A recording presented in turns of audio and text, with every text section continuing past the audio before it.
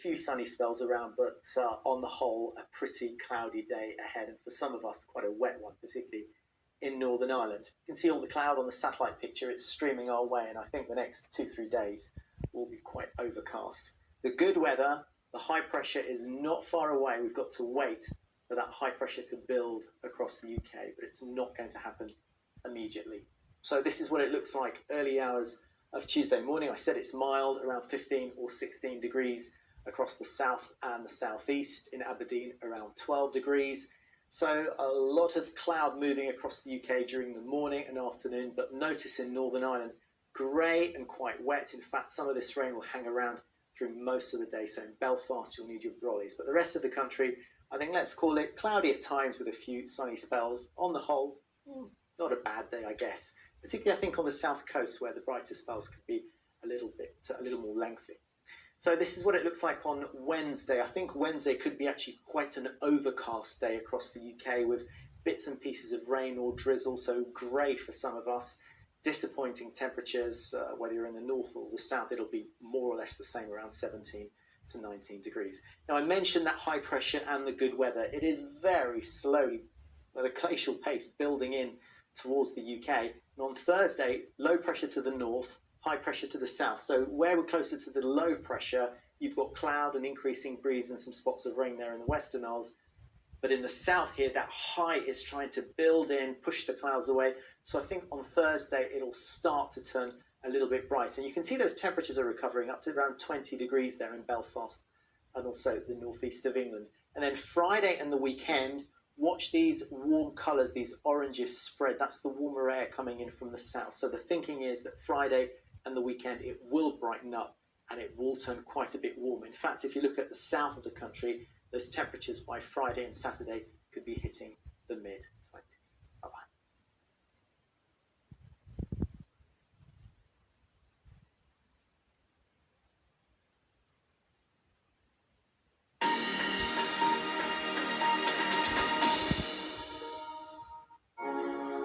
You will marry a boy I choose. I don't think I ever want to get married. India's a free country now. I am determined. I won't give up until I found my Lata a suitable boy. A Suitable Boy starts Sunday 26th of July on BBC One and iPlayer. Wolves hoping to secure European football. Burnley chasing another chance in Europe. Oh, brilliant! Live Premier League footy just keeps on coming. Oh, it's fantastic! Play on. Burnley versus Wolverhampton Wanderers tomorrow at 5:30 on BBC Two and BBC iPlayer. We're always looking for the logic of things, the line that we can trace, and actually there is something bigger out there in the world. And I needed the answer to the question, why?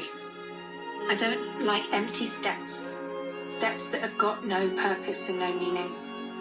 I'm interested in why you're dancing. What are you expressing? What is the story? Only ever do something is that if it comes back to bite you, then you're not going to have any regrets. Imagine celebrates the remarkable contribution that diversity makes to creativity on BBC One and iPlayer.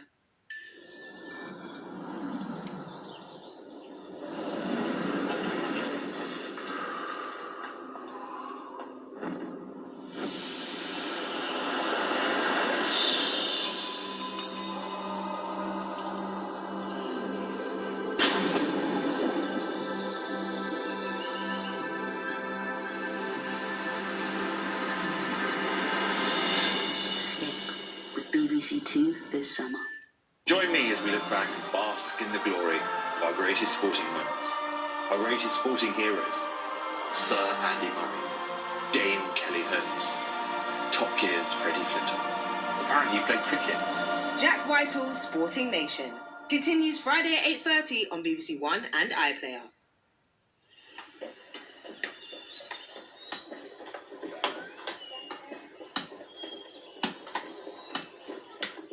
Good morning and welcome to Tuesday on BBC One. It's time for breakfast.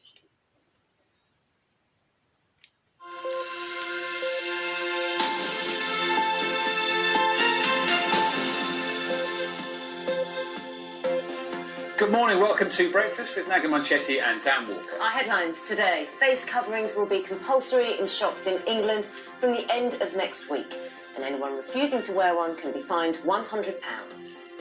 The Duchess of Cambridge chats exclusively to Breakfast about motherhood and why she's backing a new BBC initiative to support families with young children. In the first few months, there's a huge amount of support from midwives and health visitors and things. But from then onwards, you know, there's a massive gap before they then start school. Has the economic recovery begun? This morning we find out what happened in May as more of us went back to work, and I'll be looking at how some of the winners, like this delivery business, and some of the losers have been getting on. Champions League setback for Manchester United. A 96-minute equaliser keeps them out of the Premier League's top four. And a wet day to come in Northern Ireland today and plenty of cloud elsewhere. But is there any sunshine on the horizon? I'll have your full forecast here on Breakfast.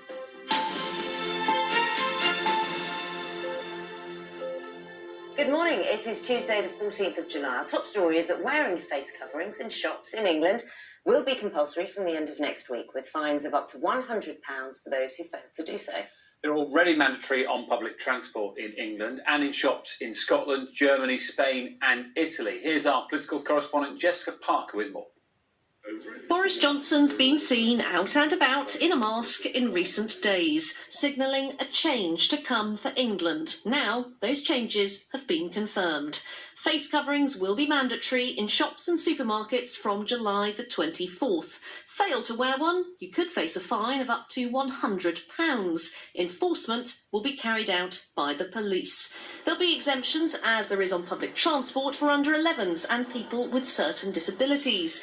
Wearing a face mask in shops is already mandatory in Scotland, and Labour's accused the UK government of being muddled after some mixed messaging from ministers and slow to act. We are